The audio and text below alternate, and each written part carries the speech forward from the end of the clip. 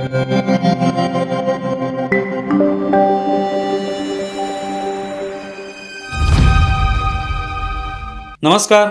News डंकामध्ये मी महेश विचारे आपल्या सगळ्यांचं स्वागत करतो.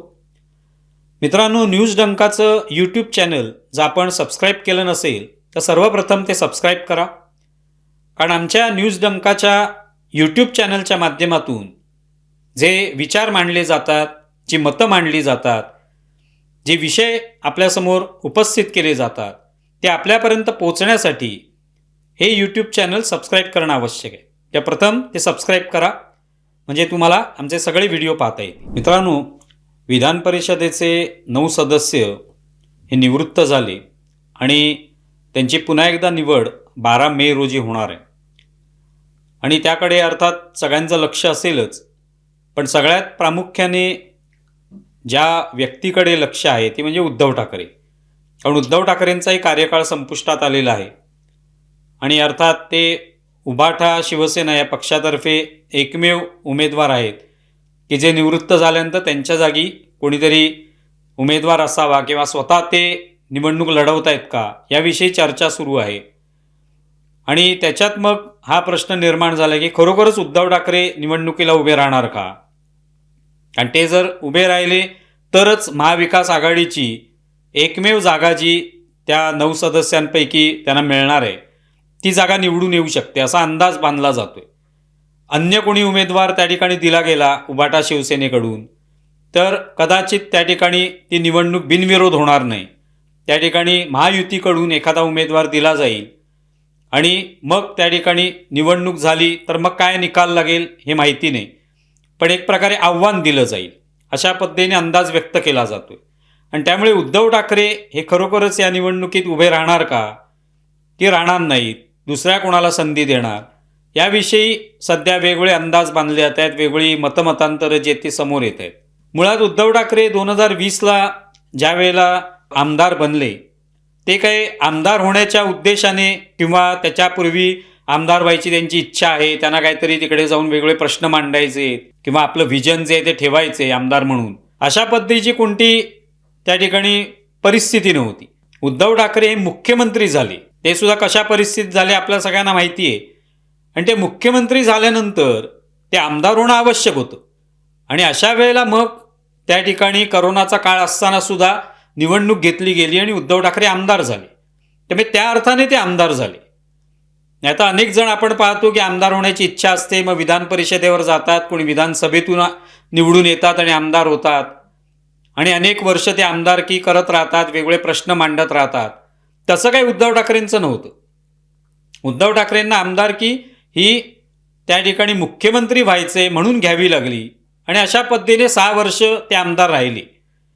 पण या सगळ्या 6 वर्षाच्या काळामध्ये उद्धव ठाकरेंचा जो काही प्रभाव आहे तो काही तिथे पडलेला दिसला नाही. आणि याचं कारण स्वाभाविक होतं की उद्धव ठाकरेंना मुळातच आमदार होण्याची काही इच्छा नव्हती, मुख्यमंत्री होण्यासाठी ते आमदार झाले.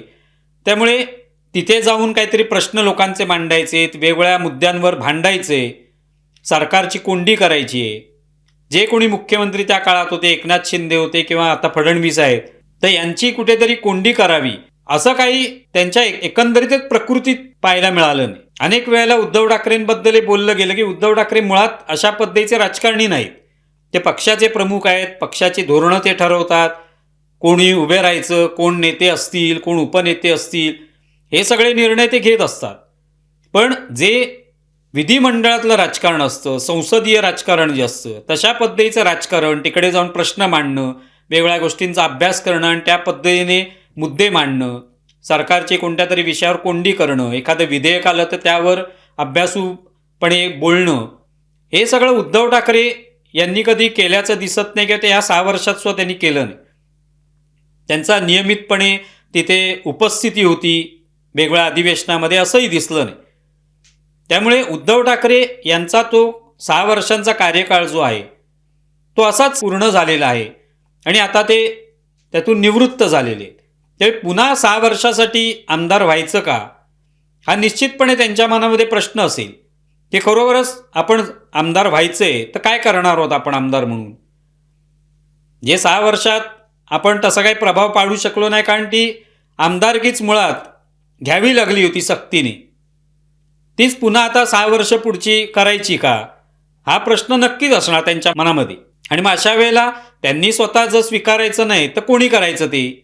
तर कुठल्या तरी दुसऱ्या व्यक्तीचं नाव तिथे आलं. आता नावं अनेक चर्चेत आहेत. मग कोण विनायक राऊतांचं नाव घेतोय, कोण सुषमा अंधारेंचं नाव घेतोय. पण त्यातला कोणी उमेदवार जर दिला उबाटा शिवसेनेकडून तर काँग्रेसची तयारी नाही.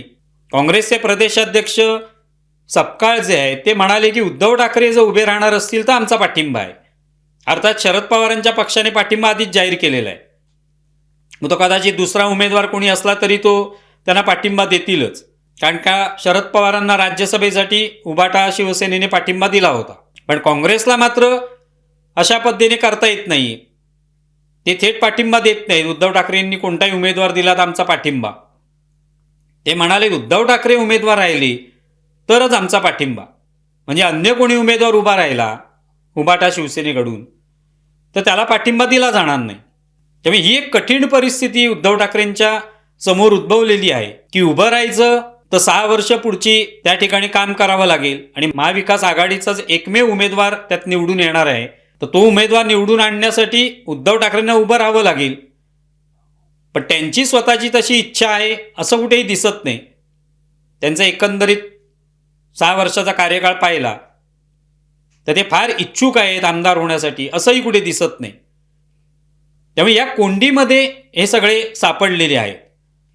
पुन्हा समजा उद्धव ठाकरेंनी समजा दुसरा कोणीतरी उमेदवार दिला तर राज्यसभेसारखी परिस्थिती होणार आहे. राज्यसभेच्या वेळेला आपण पाहिलं 7 उमेदवार होते आणि त्याच्यात फडणवीसांनी आधीच जाहीर केलं की 6 उमेदवार आमचे निवडून येणार आरामात. आणि त्यावेळेला मग प्रश्न होता की तेव्हा पण महाविकास आघाडीला एकच आपली जागा मिळत होती. आणि आदित्य ठाकरे म्हणाले होते की ही जागा आमची उबाटा शिवसेनेची आहे. त्यांनी अनेक वेळेला सांगितलं. पण तिकडे संजय राऊतांनी आधीच जाहीर करून टाकलं की माझी शरद पवारांची चर्चा झाली आणि शरद पवार इच्छुक आहेत.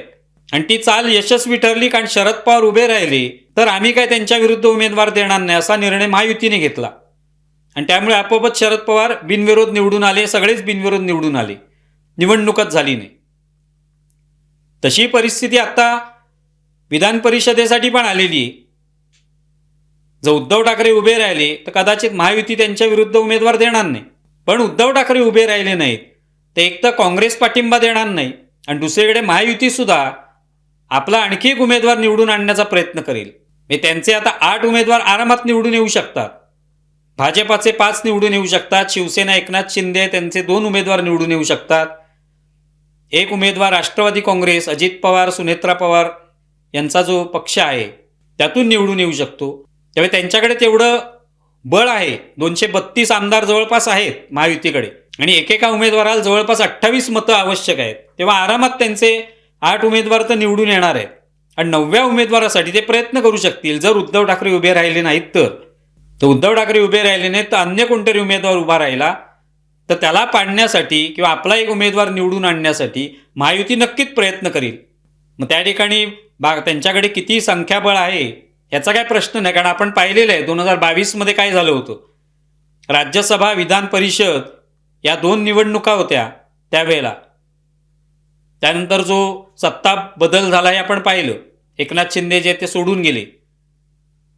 त्या काळामध्ये बहुमत जे होते महाविकास आघाडीकडेच होतं. पण तरी देखील अतिरिक्त उमेदवार भाजपाने निवडून आणला होता. आणि आता तर बहुमतच आहे. भरघोस बहुमत आहे. त्यामुळे त्या आधारावर एक उमेदवार अतिरिक्त निवडून आणायचा म्हटलं तर ती गणितं जुळवता येऊ शकतील. आणि ही भीती महाविकास आघाडीला आहे. त्यामुळे त्यातून कुठेतरी वाचवायचं असेल आपली एक जागा तर उद्धव ठाकरेंना उभं केलं पाहिजे. आणि उद्धव ठाकरे फारसे इच्छुक नाहीत. तेवढा प्रभावही त्यांनी टाकलेला नाही असं दिसून येतं. उद्धव ठाकरे हे नेहमीच आपल्या भाषणांमध्ये गेल्या काही वर्षात म्हणत होते की माझ्या हाती आता काही नाही आहे तुम्हाला देण्यासारखं. तशीच स्थिती आहे. आता उद्धव ठाकरेंकडे काहीच देण्यासारखं नाही आहे. ते प्रभावसुद्धा त्या ठिकाणी पाडू शकत नाहीत त्यांच्या कामाचं. कारण त्यांना मुळातच आमदारकीची जी काय उमेदवारी आहे ती मिळवून आमदार होऊन काहीतरी करायचं असं कोणतीही महत्त्वाकांक्षा नाही. ते दिसलेलं आहे आपल्याला. त्यामुळे त्यांना देण्यासारखं असं त्यांच्याकडे काहीच नाही.